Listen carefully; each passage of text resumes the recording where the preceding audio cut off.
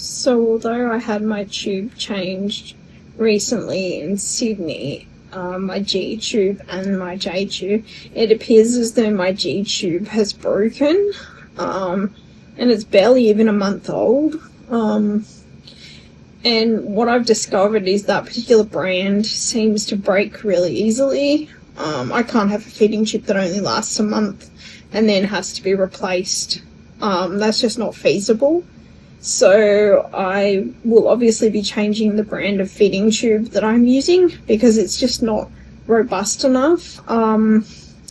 So what happened was I felt wet and I thought, oh, I must have overflowed my incontinence aid. So I went to the toilet to fix the problem, and that's when I discovered that in fact it wasn't that I had a full incontinence aid. It was literally that all down my leg was the contents of what should have been in my stomach, and it was all over my t-shirt and everywhere because the feeding tube had failed. So my G tube had failed.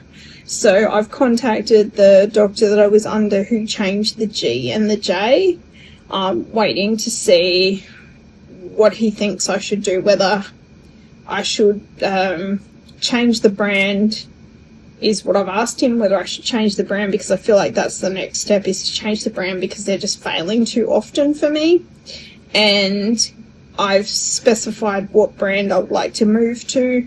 The other thing I've asked him is if he could post me the feeding tube maybe, and then I could put it in myself, because I can, like, there are people that change their G tube at home. So since it's only the G tube, I think I should replace it at home,